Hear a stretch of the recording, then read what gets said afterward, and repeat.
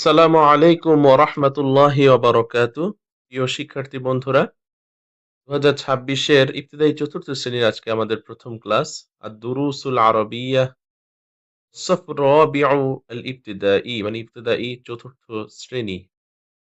বাংলাদেশ মাদ্রাসা শিক্ষা বোর্ডের ২০২৬ শিক্ষাবর্ষের জন্য পরিমার্জিত এই বইয়ের প্রথম পাঠ আজকে আমরা শুরু করছি।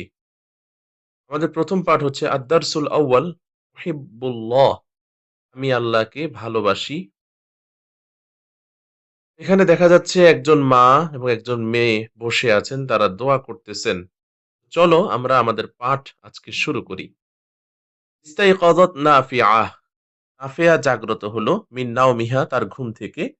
ক্বাবলা, ক্বাবলা মানে আগে আর বা'দা মানে পরে। ক্বাবলাল ফাজরি মানে ফজরের আগে, বা'দাল ফাজরি মানে ফজরের পরে।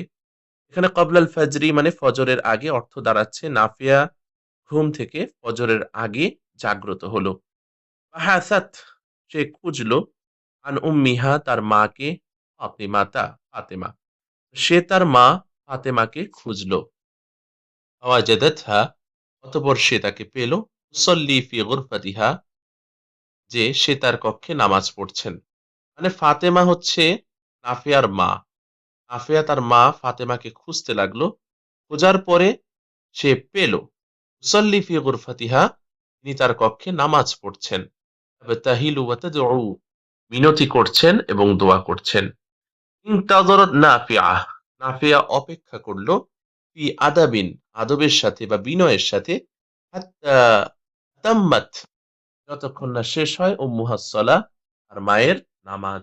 সুম্মা, অতঃপর ক্বালাত লাহা, সে তাকে বলল, মানে নাফিয়া তার মাকে বলল, উম্মি, মা, লিমাযা তুসাল্লিনা, তুমি কেন নামাজ পড়ছো? লিমাযা মানে কেন, লিমা লিমাযা এগুলো মানে কেন। তুসাল্লিনা, তুমি নামাজ পড়ছো, ফি হাযাল ওয়াকতি, এই সময়, লাম ইউআযযান, আযান হয়নি, লিল ফাজরি বা'দ, এখনো ফজরের, তুমি এখন কেন নামাজ পড়ছো? এখনো তো ফজরের আযান হয়নি। ক্বালাতিল উম্মু, মা বললেন, ইয়া নাফিআ, নাফিআ, ইন্না হাযা ওয়াকতুস সাহর, এখন রাতের শেষ ভাগের সময়। ইন্না অর্থ নিশ্চয়ই, শব্দের মধ্যে বা বাক্যের মধ্যে তাগিদ দিতে বা গুরুত্ব বোঝাতে ইন্না ব্যবহার করা হয়। ইন্না হাযা ওয়াক্তুস সাহর, নিশ্চয়ই এটা রাতের শেষ ভাগের সময়। আমরা সেহরি বলি না, রাতের শেষ সময় আমরা যে ঘুম থেকে উঠে রমজান মাসে খাই, সাহার, সুহুর।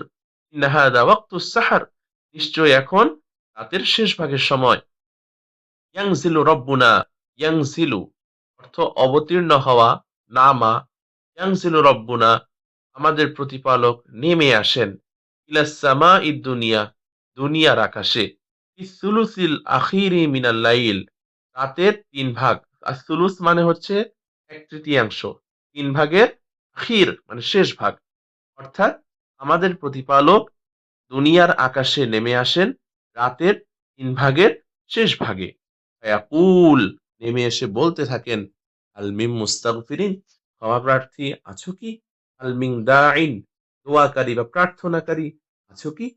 ক্বালাত নাফিআ, নাফিয়া বলল, আনা আশতাকু, আমি আগ্রহী, না আমার কিউরিসিটি আছে, আগ্রহ আছে, লিরুইয়াতি রাব্বি, আমার প্রতিপালককে দেখার। লিআন্নী উহিব্বুহু, কেননা আমি তাকে ভালোবাসি। তাহলে অর্থ দাঁড়ায়, আমি আমার প্রতিপালককে দেখতে আগ্রহী, কেননা আমি তাকে ভালোবাসি। ক্বালাতিল উম্মু, মা বললেন, ইযান তাহলে, আলাইকি তোমার উচিত, বিআমালিস সলিহাত, মানে কি, ভালো ভালো কাজ করা, নেক কাজ করা।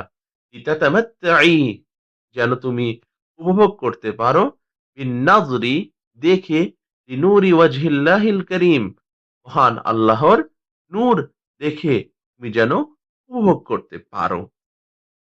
ক্বালাত নাফিআ, নাফিয়া বলল, নাম ইয়া উম্মি, হ্যাঁ মা, সাআহফাযুল কুরআন, আমি অচিরেই কোরআন মুখস্থ করব।